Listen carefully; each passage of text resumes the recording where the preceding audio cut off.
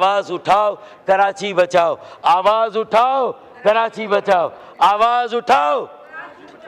अल्लाह के वास्ते इस पाकिस्तान को आगे बढ़ने दें, शहर कराची को उसका किरदार अदा करने दें। ये आग अब गुल प्लाजा में नहीं है, हमारे दिलों में है, कराची के हर शहरी के दिल में है, और ये दिल से निकली। अभी ये आग कराची के इलाकों में नज़र नहीं आ रही है, लेकिन ये कराची के चप्पे चप्पे में लगी हुई है। पहले ये था कराची चलता है तो पाकिस्तान चलता है, अब ये है कि कराची बचेगा तो पाकिस्तान बचेगा।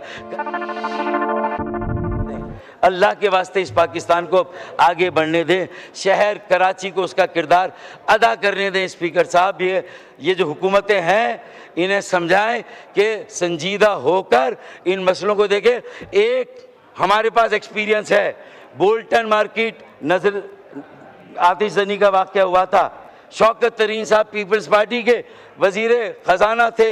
हमने एक बेहतरीन वहाँ पर एक जो नुकसान के इजाले का पैकेज 3 अरब का देके एक एक ताजिर और दुकानदार को ना से मुतमईन किया, उसका जो सामान जला था उसे इजाला किया, उसका नुकसान पूरा किया, उसकी दुकान उसकी मार्केट को बनाया, रिपेयर किया और दोबारा वहाँ कारोबार शुरू हुआ। मुझे बताइए, क्या आबाद को बुला के वज़ीर आला साहब ने या मुर्तज़ा वहाब ने बुला के आबाद के साथ बैठकर कोई मीटिंग की?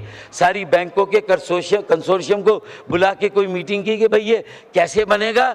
कोई SBCA के जो आपके इंजीनियर्स हैं उनको बुला के कि ये कितनी मखदूश है, पूरी गिरेगी, गिरने के बाद कैसे बनेगी, उसकी कोई आपने इस वक्त तो आपको वो मीटिंग करनी चाहिए, और आप 24 घंटे के बाद पहुंच रहे हैं। अगर कामरान टिसूरी गवर्नर सिंध वहाँ पूरी रात ना रुकते तो कौमकार को, कमांडर कराची नेवी को रात को 1:30 बजे शायद कोई और नहीं उठा सकता था।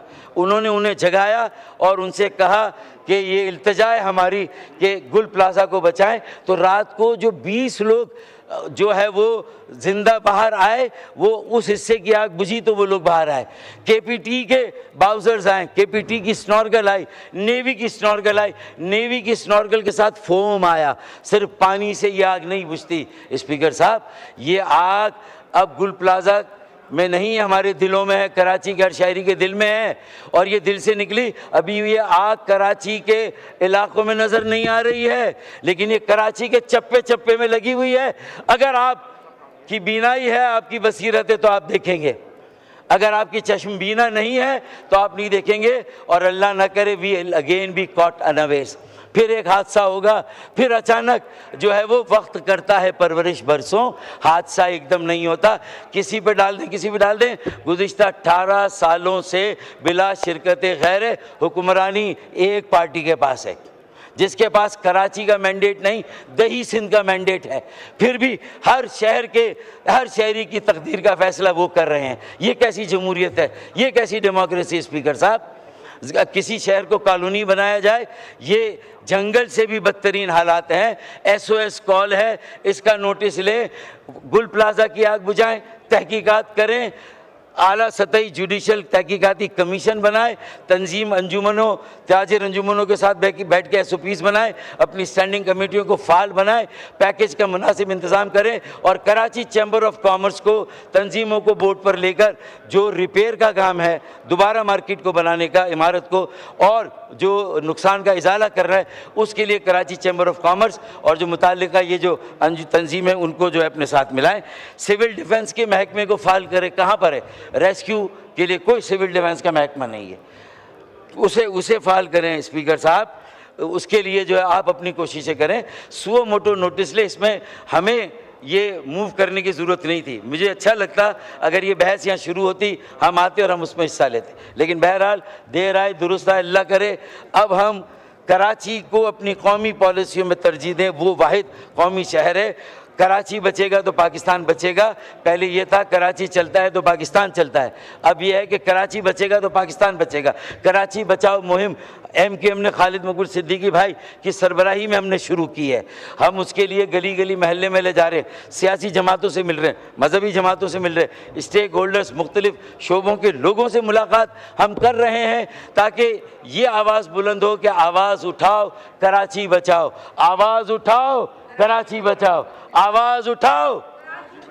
आवाज उठाओ, आवाज उठाओ। तो ये नारा गली गली में गूंज रहा है। इससे पहले कि ये आग हर गली तक चली जाए, बुशरा ज़ैदी के वाक़े को याद रखें। 85 में फिर एक कौमी कमीशन बना था। आज़ाद कश्मीर में 10,000 लोग बैठे थे, तो पूरी वफा की काबीना वहाँ जाके सड़क पर बैठ गई उनके साथ। उनका एक एक मुतालबा तस्लीम किया कि आप कराची को भी धकेलना चाहते हैं उस नहज पर, तो वहाँ 10,000 नहीं 10 लाख लोग बैठेंगे फिर शाहराह फैसल पर। स्पीकर साहब लावा पकड़ा। और ये मैं नहीं कह रहा, जब हम प्राइम मिनिस्टर साहब से मिले थे पिछली मरतबा, तो आपकी हुकूमत के अपने वजीर एहसन इकबाल ने कहा ये सारी बातें सही कर रहे हैं। और मैं आपको इंतबाह देता हूँ, एहसन इकबाल साहब ने कहा कि वजीर आजम साहब लावा पकड़ा है, फटा तो हम सब इररेलेवेंट हो जाएंगे। तो आज फैसला करना है, नाउ और नेवर, इररेलेवेंट होना है या रेलिवेंट रहना है।